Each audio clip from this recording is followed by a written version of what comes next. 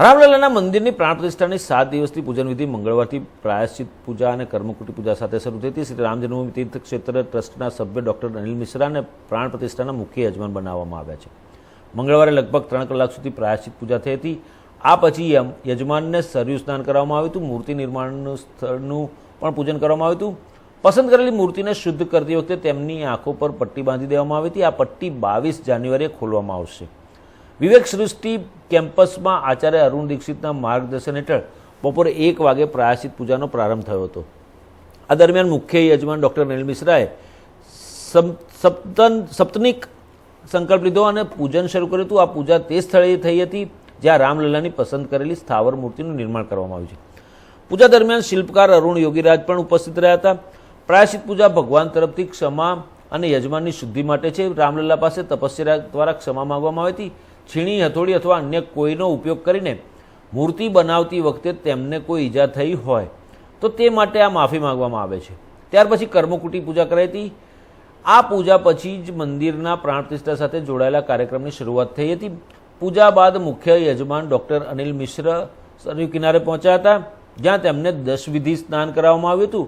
યજમાનને પહેલાં ગૌમૂત્રથી સ્નાન કરાવવામાં આવ્યું, ત્યાર પછી ગોદુગ્ધા, ગોદધી, ગોધૃત, કુશોદક, ભસ્મ, માટી અને મધથી સ્નાન કરાયા પછી અંતે સરયુ જળથી સ્નાન કરાવવામાં આવ્યું। આ દરમિયાન તપ આરાધના સંબંધિત મંત્રોના જાપ ગુંજી રહ્યા હતા। ગોદાન વિધિ પણ યજમાન દ્વારા કરવામાં આવી હતી। વિવેક સૃષ્ટિથી શરૂ થયેલી વિધિ હવે બુધવારથી રામ જન્મભૂમિ સંકુલમાં કરવામાં આવશે।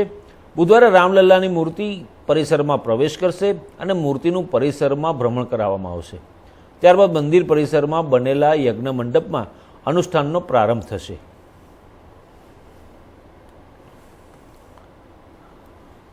अयोध्या की माटी में राम हैं, ये हम सब जानते हैं, लेकिन अयोध्या विकास के जिस रास्ते पर इस वक्त बहने लगी है, प्राण प्रतिष्ठा से पहले अयोध्या का हर रास्ता हर देवता को समर्पित होता चला जा रहा है। हम इस वक्त बाईपास इलाके में चौराहे पर खड़े हैं और यहाँ पर मेरे पीछे कोई इसे धर्मपथ कहता है, कोई इसे सूर्यपथ कहता है। एक बेहतर तरीके से इस रास्ते को सजाया जा रहा है। आप देख रहे होंगे सूर्य भगवान अपने 7 घोड़ों के साथ रथ पर सवार हैं और इस पूरे रास्ते को बहुत बेहतर तरीके से यहाँ पर सजाया जा रहा है। विकास जरूर है, सड़क बहुत बेहतर यहाँ पर कर दी गई है। ये सड़क इतनी चौड़ी यहाँ पर हुआ नहीं करती थी जितनी चौड़ी अभी आपको यहाँ पर ये सड़क दिखाई पड़ रही होगी। लेकिन इस सड़क के साथ बहुत खास चीज हम आगे चलकर दिखाते हैं, वो स्तंभ जिसके बारे में दुनिया इस वक्त बात कर रही है। अपने दर्शकों को हम लिए चलते हैं अयोध्या के विकास की उस गाथा की तरफ जो यहाँ पर बहुत ज़रूरी है। फिलहाल यहाँ पर ये चीज़ें लगाई जा रही हैं जिनको कि हम ये स्टैंड कह सकते हैं। इस पर कई चीज़ें यहाँ पर लगाई जाएंगी। ये पूरा का पूरा जो ये विकास यहाँ पर साज सज्जा की जा रही है, ये भी अपने आप में काफ़ी ज़्यादा बेहतर लगने वाली है। आगे आने वाले उस दिन जब राम जन्मभूमि में रामलला का प्राण प्रतिष्ठा होगी, ये जो स्तंभ बनाए गए हैं ये भी खास आप गौर से नज़दीक से देख लीजिए। जय श्री राम लिखा हुआ है। भगवान हनुमान की प्रतीक गदा इस पर बीच में बनी हुई है।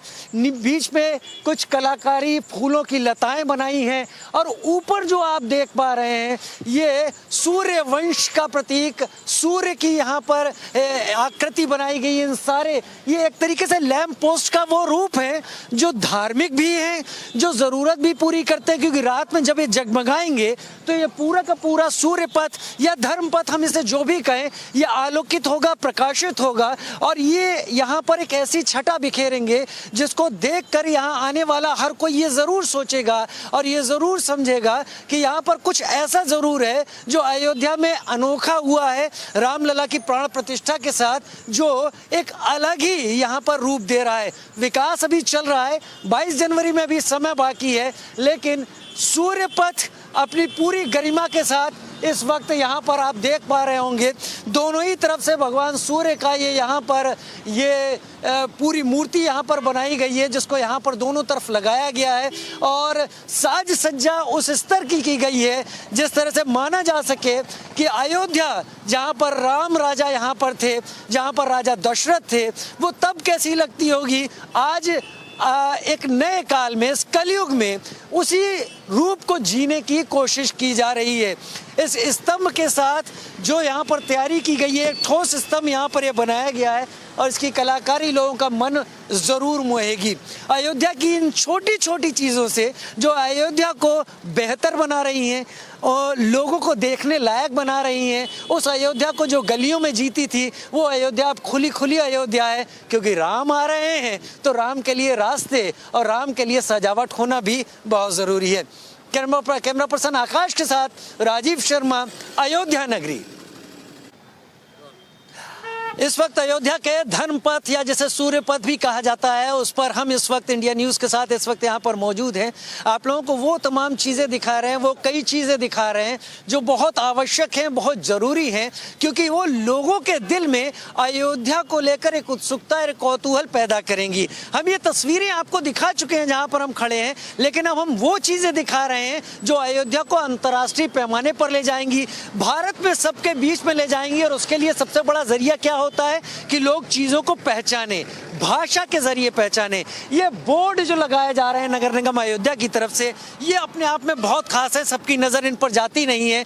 ये देखिए, नगर निगम अयोध्या इंग्लिश में लिखा है धर्मपथ, इसे लोग सूर्य पथ भी बोलते हैं। इसके नीचे चाइनीज लैंग्वेज है, फिर अरेबिक है, उसके बाद अलग अलग लैंग्वेज यहाँ पर लिखी हुई है। हालांकि मैं पहचान नहीं पा रहा हूँ, लेकिन यहाँ पर अगर विदेश के लोग, इन देशों के लोग आएंगे तो ये पहचान जाएंगे कि वो कहाँ हैं और क्यों है।